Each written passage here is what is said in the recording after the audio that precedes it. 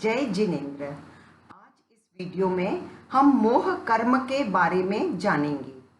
कर्म के 8 प्रकार हैं। इनमें मोह कर्म को छोड़ दें तो 7 कर्म उदय में आते हैं और चले जाते हैं। इन 7 में किसी भी कर्म से पाप कर्म का बंध नहीं होता है। एक मोह कर्म ही ऐसा है जिसके कारण पाप कर्म का बंध होता है। यह मोह कर्म उदय में आकर फल देता है और नए कर्म की सृष्टि कर देता है। इसे समझें। जैसे मोह कर्म से क्रोध का उदय हुआ और क्रोध करने से नए पाप कर्म का बंध हो गया। इस प्रकार कर्मों की संतति प्रवाह रूप में चलती रहती है। मोह का शाब्दिक अर्थ है मूर्छा, मूढ़ता, चैतन्य की विकृति। राग और द्वेष ये दोनों कर्म के बीज हैं। कर्म मोह से उत्पन्न होता है और वह जन्म मरण का मूल है। जन्म और मरण जो संसारी अवस्था में निरंतर चलते रहते हैं, ये दोनों ही अवस्थाएं अत्यंत दुखप्रद होती हैं। मोह कर्म भी एक सेनापति की उपमा से उपमित किया जाता है। कहते हैं जैसे सेनापति की मृत्यु होते ही सारी सेना विनष्ट हो जाती है, उसी प्रकार मोहनीय कर्म के क्षय होने पर ज्ञानावरणीय, दर्शनावरणीय और अंतराय कर्म का क्षय होता है। इस मोह कर्म के उदय से जीव बार बार जन्म मरण को प्राप्त होता है। कर्म के 2 प्रकार हैं, घाती और अघाती। घाती कर्म का अर्थ है जो जीव के आत्मगुणों के घातक हैं। अघाती कर्म जीव के निज गुणों को घात नहीं करते हैं और ये अघाती कर्म है वेदनीय, आयुष्य, नाम और गोत्र। घाती कर्म भी 4 हैं, ज्ञानावरणीय, दर्शनावरणीय, अंतराय और मोह कर्म। मोहनीय संपूर्ण रूप से क्षय हो जाए तो जीव के शेष 3 घाती कर्म ज्ञानावरणीय, दर्शनावरणीय, अंतराय का भी बहुत जल्द क्षय हो जाता है, क्योंकि इनका कारण मोहनीय कर्म है। 4 घाती कर्मों के क्षय हो जाने पर कैवल्य प्रकट होता है, अर्थात जीव को केवल ज्ञान प्राप्त हो जाता है। मोह कर्म के क्षय हो जाने के पश्चात भी अनेक कर्मों की सत्ता लंबे समय तक रह सकती है, अर्थात शेष कर्म जीव के पास रह सकते हैं और वे कर्म हैं अघाती कर्म। किंतु यह स्पष्ट है कि मोह कर्म के नष्ट हो जाने पर जन्म मरण परंपरा रूप संसार में उत्पन्न होने का जीव का सामर्थ्य भी विनष्ट हो जाता है, अर्थात कि वह जन्म मरण नहीं करता है। सीधे शब्दों में मोह कर्म के अभाव में शेष कर्मों का सत्व भी असत्व जैसा हो जाता है।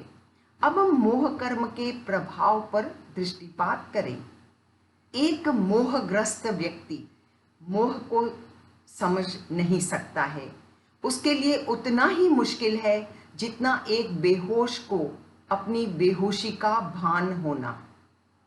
यदि एक बेहोश व्यक्ति अपनी बेहोशी को समझने लगेगा, उसे भान होने लगेगा, तो इसका अर्थ हुआ वह अपनी बेहोशी से बाहर आ रहा है।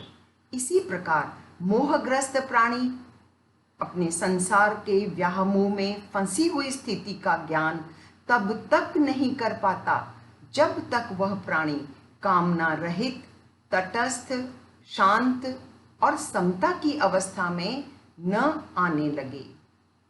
अतः मोह कर्म को जानने के पीछे हमारा उद्देश्य होना चाहिए कि हम अपनी अशांत, व्याकुल और क्षुब्ध अवस्था को जानकर उससे ऊपर उठ सकें।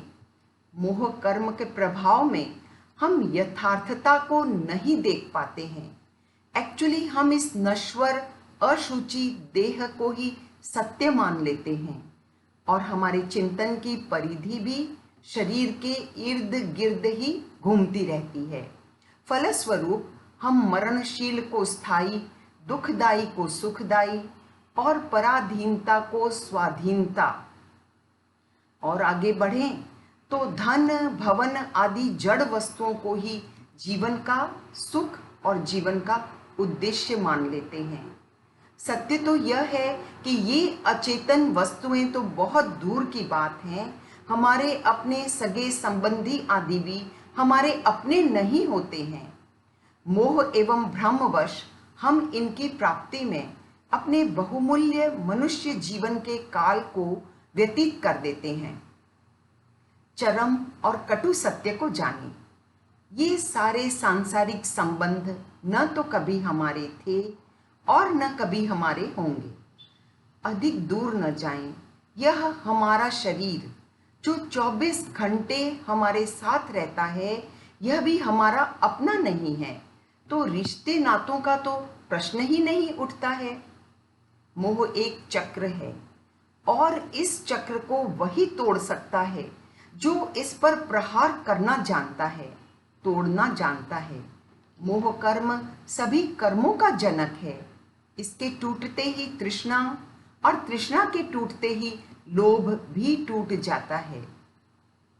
इसी प्रकार मोक्ष का पथ धीरे धीरे सुगम हो जाता है, जो हम सब का लक्ष्य है। अंत में मैं यही कहूंगी कि मोक्ष के लिए इसी नाम राशि से शुरू होने वाले मोह को संभालना, उस पर नियंत्रण पाना अति आवश्यक है। अब आप सोचेंगे कि मोह से दूर होने के लिए हमें घर छोड़ना पड़ेगा।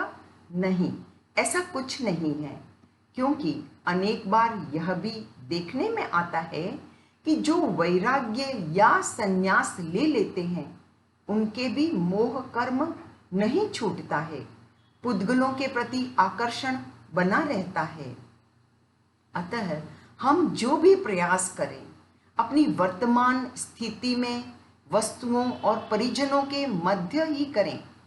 वस्तुओं के मध्य रहकर वस्तुओं स्थितियों में अनासक्त भाव रखना स्वयं में बहुत बड़ी परीक्षा है।